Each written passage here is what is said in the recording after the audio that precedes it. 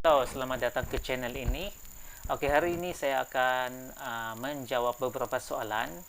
Oke, latihan sains tingkatan 3, bab 7 bertajuk tenaga dan kuasa. Oke, kita pergi kepada soalan 7.1 adalah tentang kerja, tenaga dan kuasa. Oke, saya akan menjawab soalan 1. Hasil darab daya dan sesaran dalam arah sama dengan daya ialah hasil darab daya. Oke, hasil darab daya F dan sesaran yaitu darab dengan S dipanggil sebagai, so kita selalu nampak dalam buku teks W sama dengan Fs. So W ini adalah kerja, work. Oke, so kamu boleh tahu juga apa jawaban dia kan. Oke, soalan kedua, unit SI bagi kerja adalah, oke, kerja kita selalunya bagi seperti ini kan. Oke, unit SI ini kita kena hafal. So work adalah joule, F adalah unit dalam Newton, S dalam meter. Oke, so unit SI bagi kerja adalah joule. Oke, Anwar menarik sebuah bongkar besi secara mendatar dengan daya 3 Newton sejauh 1 meter. Hitung kerja yang dilakukan oleh Anwar. Oke, dia suruh hitung kerja. Kita salin formula dia dulu. W sama dengan Fs dan dia bagi 3 Newton darab dengan 1. So jawapannya adalah 3 joule.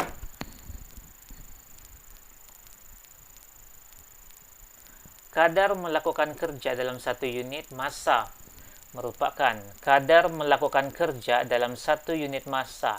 So, yang ini kerja bahagi dengan massa adalah sama dengan kuasa.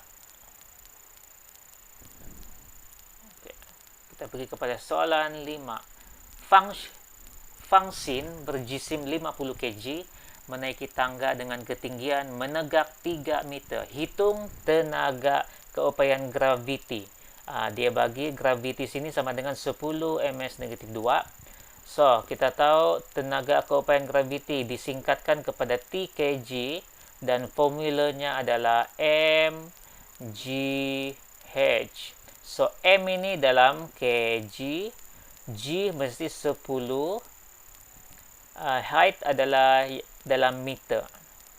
Oke, M kita tengok dia ada bagi M kata ada kg. So kita kasih masuk ada 50 kg darab dengan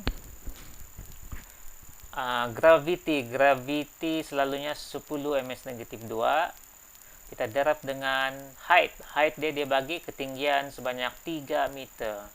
Kita darab guna kalkulator. So 50 darab 10 darab 3 sebanyak 1500 joule. Oke. Kita pergi kepada soalan 6. Kuantiti tenaga keupayaan graviti yang tersimpan dalam sesuatu jasad bergantung kepada jisim jasad, jarak jasad daripada permukaan bumi, kekuatan tarikan graviti bumi ke atas jasad itu. Oke, ini betul. Jarak jasad daripada permukaan bumi 1, 2, dan 3. Oke, soalan 7. Kita pergi kepada soalan 7. Oke, raja berikut menunjukkan sebuah spring yang panjangnya 30 cm. Spring itu diregangkan dengan pemberat 2 kg hingga panjangnya sampai kepada 50 cm. Oke, berapakah nilai tenaga keupayaan kenyal spring itu? Oke, kita tahu tenaga keupayaan kenyal disingkatkan TKK. Oke. Dan 1/2 Fx. F ini dalam Newton, X ini dalam meter. Oke. Dan 1/2 dia ada bagi Newton ke tiada? So kita cek dia bagi 2 kg sahaja. So untuk tukar dia kepada Newton kita kena darab dengan 10. So darab 2 darab 10 darab dengan beza di antara 50 cm dan 30 cm. Itu adalah X di sini ya. So 50 tolak 30 cm adalah 20 cm. 20 cm. Okey. Dan kita mau X ini adalah dalam meter. So kita kena 20 cm pergi ke meter. Dia bergerak 1, 2. So 0.2 meter. Dan kita kasih masuk sini 0.2. Dan kita gunakan kalkulator. 1/2 darab 20 darab dengan 0.2. Dan kita dapat jawapan sebanyak 2 joule. 2 joule. Okey, soalan nombor 8. Okey. Sebuah kereta yang berjisim 900 kg bergerak dengan kelajuan 8 ms-1. Hitung tenaga kinetik. Okey, tenaga kinetik kita perlu hafal formula dia. Okey, tenaga kinetik saya singkatkan kepada TK. Okey. Dan TK formulanya adalah 1/2 m v square. Okey. Dan kita masukkan nilainya. M itu adalah dalam kg. V ini dalam ms-1. V ini adalah hal laju. Okey. Dan 1/2 darab dengan M yang dibagi adalah 900 darab dengan 8. Dan jangan lupa dalam formula dia suruh V square. Dia bagi sini 8 ms-1. Betul lah 8 sini, tapi kita kena tambah 8 square. Okey. Dan kita gunakan kalkulator 1/2 darab dengan 900 darab dengan 8 square. Dan jawapannya adalah 28 joule. 800 joule. Okey, pergi kepada soalan 10. Okey, soalan 10 di sini. Raja berikut menunjukkan sebiji durian berjisim 1.8 kg. Okey. 1.8 kg jatuh daripada pokok pada ketinggian 20 meter. Graviti 10 ms-2.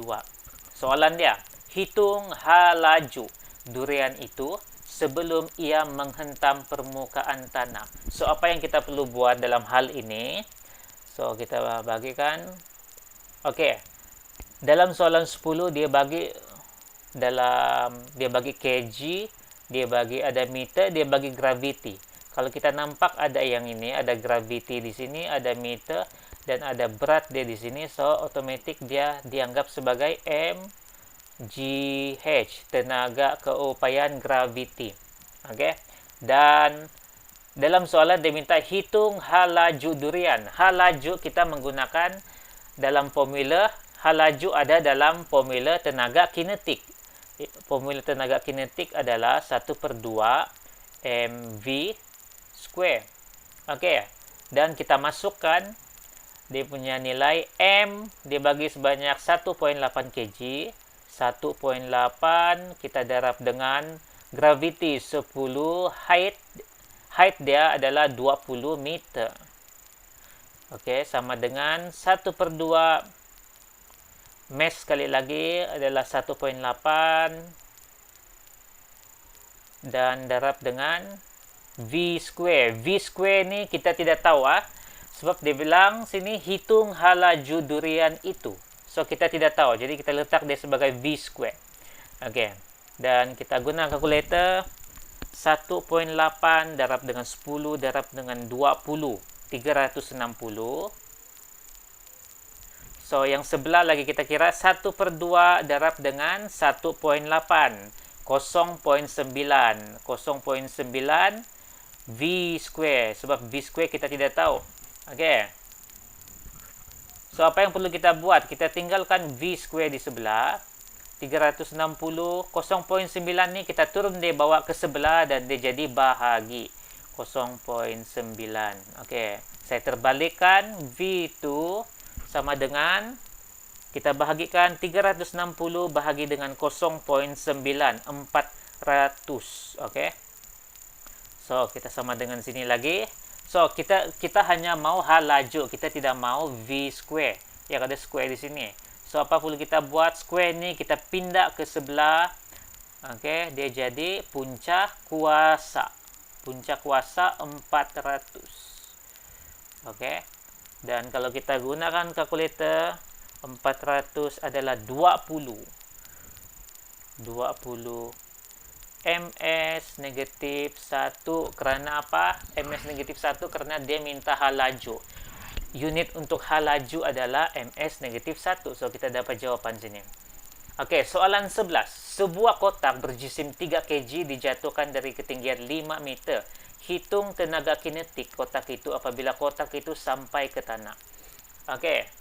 Sebuah kotak berjisim 3 kg dijatuhkan dari ketinggian 5 meter. Okey. So, kita boleh saja dari sini. So, ini kita boleh anggap dia sebagai tenaga keupayaan graviti. So, mgh sama dengan, so, kita buat macam tadi, 1/2 sebab dia minta tenaga kinetik. 1/2 mv square. Hari ini dia tanya, bukan hari ini, sekarang ini dia tanya hitung tenaga kinetik kotak itu. Dia minta adalah tenaga kinetik, dia bukan minta hal laju seperti soalan 10.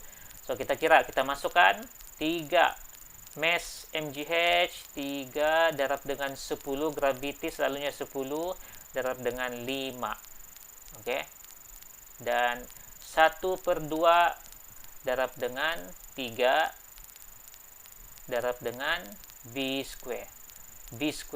Okey, V square, sekali lagi kita tidak tahu apakah nilai V square. So, kita akan cari nilai V dia, hal laju dia. Okey, dan kita guna kalkulator. 3 darab 10 darab 5 adalah 150. Sama dengan 1/2 darab 3 darab V square. 1/2 darab 3 dulu. Cos 1.5 sini, V square sini. Okey, dan seperti soalan 10, 1.5 ini kita pindah pergi sebelah, so dia jadi bahagi 150 bagi dengan 1.5, tinggallah V square di sebelah. Okey, 150 bagi dengan 1.5. So, V square saya pindahkan ke sini. V square sama dengan 100. Kita tidak mau ada square di sini, kita hanya mau V, iaitu hal laju dia. V, dan kita harus puncak kuasa 100 di sini. Okey, V, kita tekan kalkulator puncak kuasa 100 dan dia jadi V dia adalah 10. So, kita pergi kepada soalan 11 balik. Hitung tenaga kinetik kotak itu apabila kotak itu sampai ke tanah. Okey, saya sambung di atas ni. So, dia cakap formula untuk tenaga kinetik. Okey. 1/2. Kita buat lagi formula dia. mv square. Dan kita kasih masuk je formula dia. Darab dengan 3 darab dengan V kita sudah dapat iaitu 10, dan barulah kita letak 10 square. Kita tekan kalkulator 1/2 darab 3 darab dengan 10 square. 150 joule. Okey. So, sekian sahaja soalan tenaga dan kuasa, soalan objektif daripada saya. Saya harap ini dapat membantu anda. Thank you.